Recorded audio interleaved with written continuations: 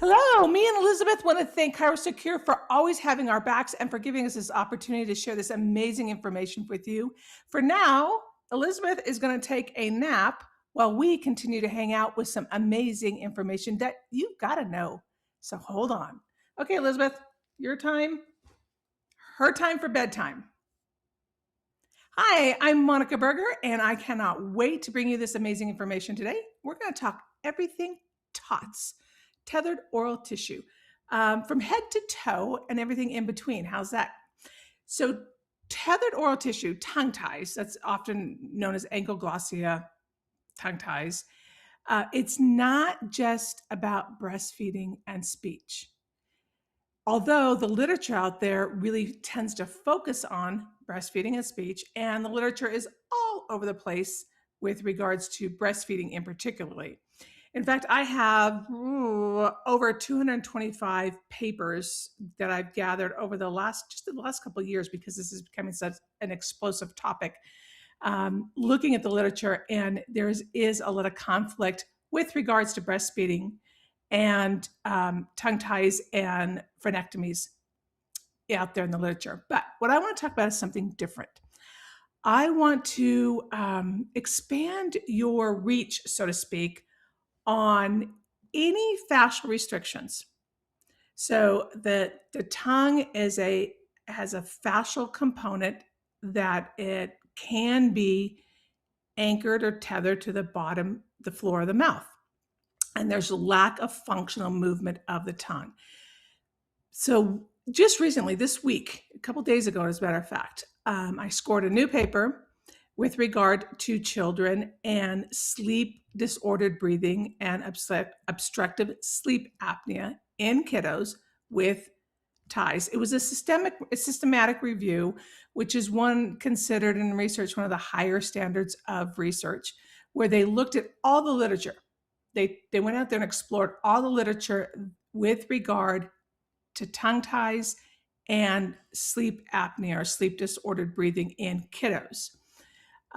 So what it boiled down to, because there isn't a lot of literature yet on things outside of the realm of breastfeeding and speech with regard to tongue ties, it boiled down to 6 reviews, and their conclusion, they basically found that tongue ties have an association with sleep disordered breathing in kiddos.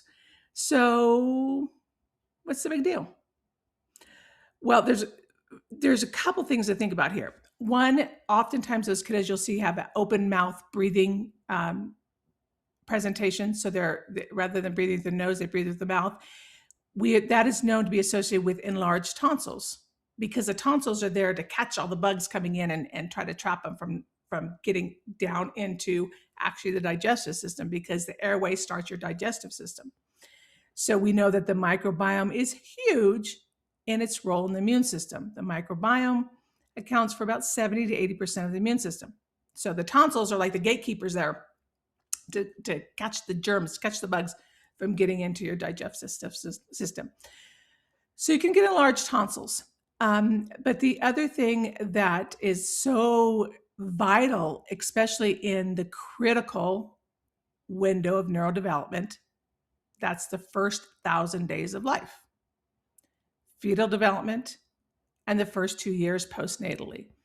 If we have that disrupted breathing in those first 2 years, it can very much be associated with neurodevelopmental challenges, learning, attention, behavior, brain development. All those can be potential long-term sequelae from an obstructed airway. So that's one thing to think about in the pediatric population.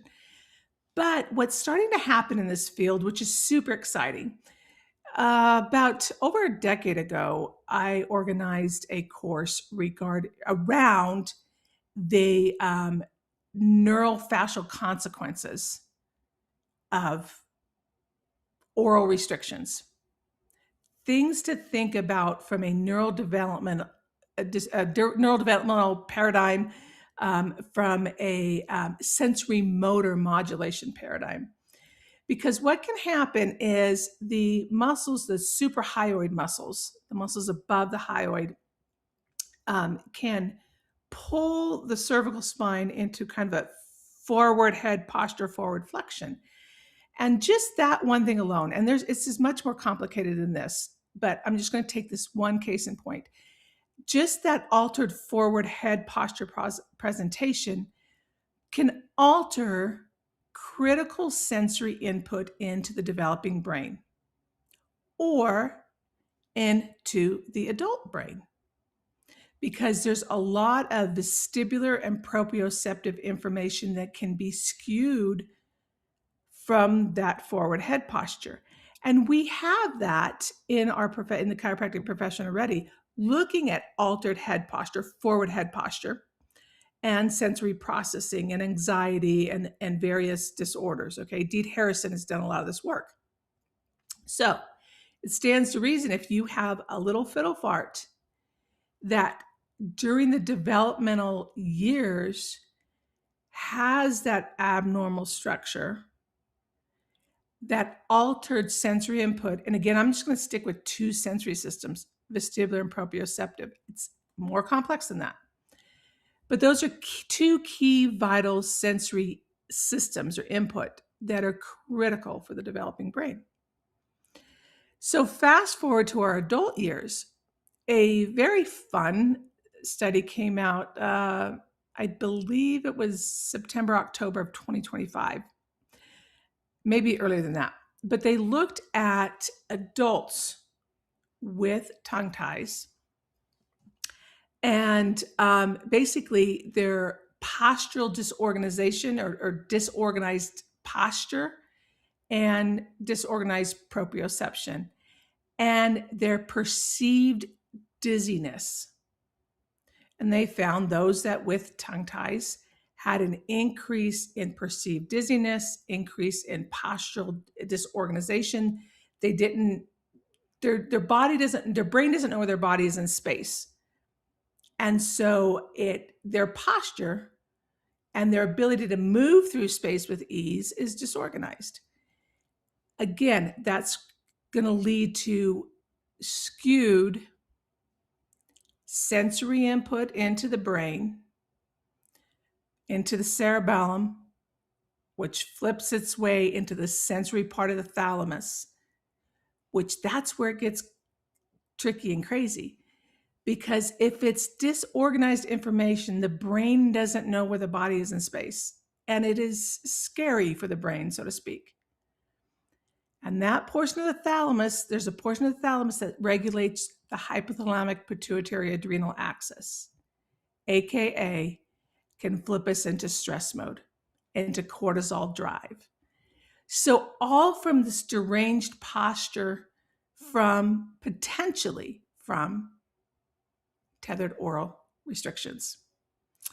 Another recent paper that just came out, they looked at frenectomies and the increase in scapular and A to P movement of the shoulders post-release because of the release from that tethering. So what I'd like you to focus on today, the moral of my story is, yes, we can work with these little fiddle farts when they're infants and they have disorganized breastfeeding, and we get them under care and we see these phenomenal changes, which is so exciting. They're feeding better, they're latching better, they're sleeping better, their digestion's better. And we'll come back to that in a minute as to why potentially digestion changes. So all that great stuff happens.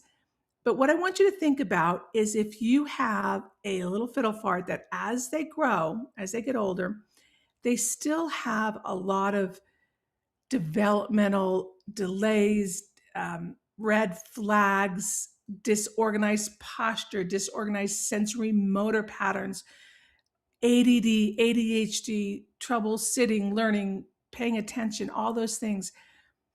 Is this tethered restriction potentially a part of an excessive total load on the nervous system that might benefit from removal of that particular stressor for them to get over the hurdle and be able to better have a organized nervous system. So it's taking a keen eye and removing the lens of just breastfeeding and speech into a bigger paradigm. Now, back to why digestion might get better. A couple of reasons, actually.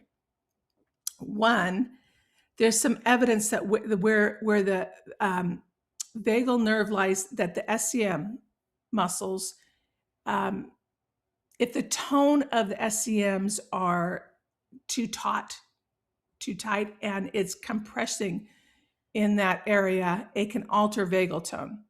So yes, ties are often associated with torticollis, plagiocephaly, abnormal cervical curves, that whole paradigm. So that's one potential. But if you go back to our talk last month on the suck, swallow, breathe reflex, that will give you a lot more information, because the diaphragm, the oral diaphragm, the floor of the mouth, has fascial inserts into the respiratory diaphragm, which, if that is restricted and not moving, can alter vagal tone function. So I know it's a mouthful, okay, literally, so to speak.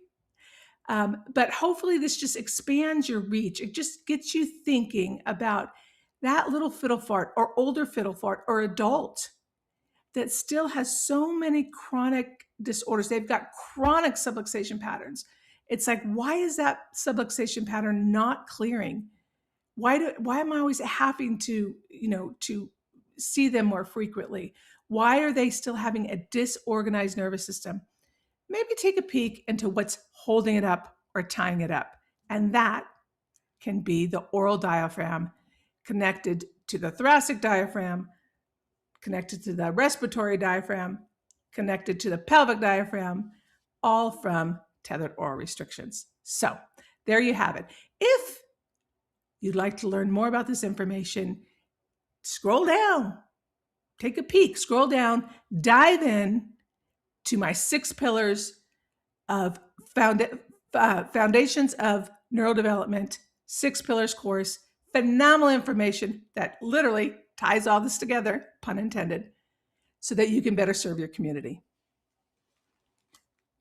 Once again, Elizabeth is awake, and we want to thank ChiroSecure for having our backs and giving us this opportunity to share this incredible information with the world and with all of you pediatric chiropractors out there. Until then, we will see you in February.